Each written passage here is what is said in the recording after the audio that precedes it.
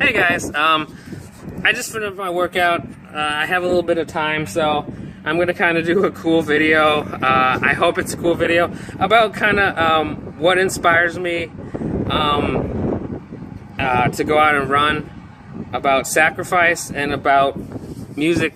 Obviously, I like listening to music when I'm solo.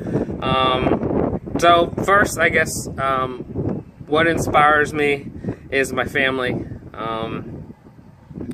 My mom, my dad, my sisters, my wife, my child, they all inspire me, and my friends inspire me, and you guys inspire me, really. I mean, whether 200 people watch this video, whether 2 million people watch this video, whether 2 people watch this video, just seeing those watches on my channel inspires me, because I know people are appreciating what I'm doing and hopefully liking what I'm doing. Sacrifice. I don't like using the word sacrifice personally, because I don't really feel like if you have a goal, you're making sacrifices. Getting up at 3 a.m. to go for a long run, working a hard 8 hours and then coming out and doing a hard workout, cutting back on soda, cutting back on sweets, cutting back on fat. I don't consider that sacrifice. I consider that a choice, because sacrifice is when you're giving up something for something. I think if you have the right mindset, you're not sacrificing anything. I don't feel like I'm sacrificing anything, personally. Now, people who are sacrificing is my family. They're sacrificing their time. My wife is sacrificing her time to take care of my 18-month-old child while I'm out running for hours.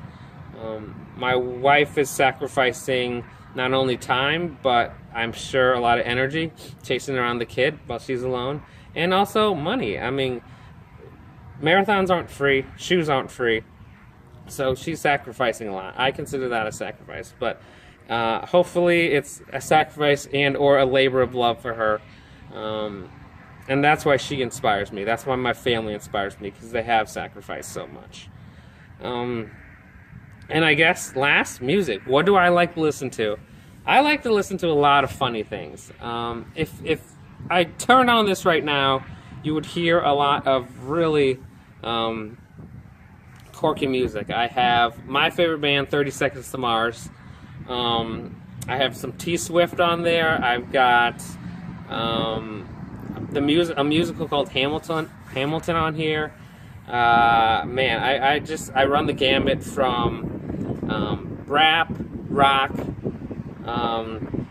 I also have musicals, a little bit of classicals, a few movie soundtracks, so I really run the gambit. I love listening to music when I run, but my favorite thing to do when I run, besides listening to music, is running with other people, because I feel like other people really keep me online and keep me on task, and I just love talking to people. So that's one cool thing. Every training block and every race, I always pick one song. That's kind of like my song of inspiration. When I did my first marathon, I think it was actually funny enough, it was one of the songs that I used to hear almost every morning when I woke up my freshman year of high school. And this is really gonna show my age, but it was Mambo No. 5 by Lou Bega. Was the first kind of training block inspirational song that I had. I don't know why. It just was one of those songs that I always felt inspired by, and it reminded me of freshman year in high school, because that's kind of when I started my distance running career, running cross country. So that, and then when I did my first sub-3 hour well, my first and only so far sub-3 hour marathon, that year it was We Need Each Other by a band called Sanctus Real. They're a Christian rock band that I really, really like. So this year I wanted to pick a song kind of like a one last time song, kind of like okay, this is the big push to go sub-3 hours. So this time I chose a song from my favorite band in the world, 30 Seconds to Mars. It's a band. Hopefully I can play it on this YouTube video right now. I don't know. There's an app that you can have on that you can play the song, but maybe I'll be able to play a snippet or two right now.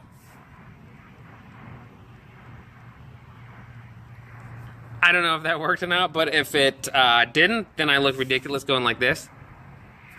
But I digress.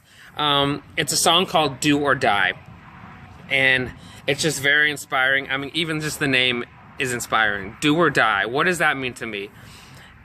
It means go out there and give it your best, or don't give it at all. And I really believe that.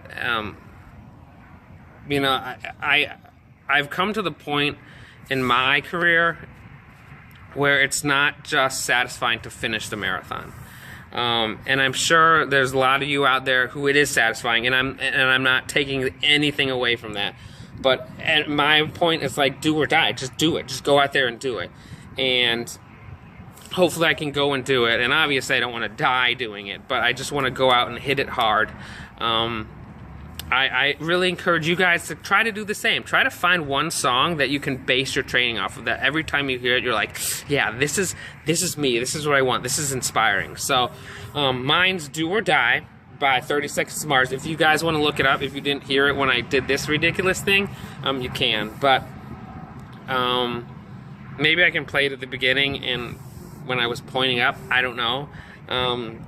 But yeah, I think if you find one song or maybe one motto to let go by, like when I was doing triathlons,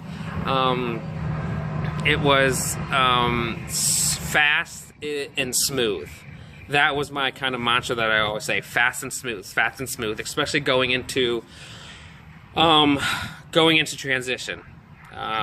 Getting off my wetsuit and getting on my bike and clipping into my bike, fast and smooth.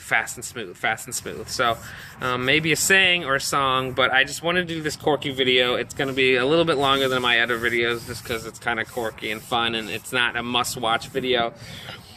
But like I said in my last video of 28 and 29, day 28 and 29, I'm going to do 2 more videos, hopefully by Monday. One of my pre and post run stretching, and another one of trials and tribulations of a new runner.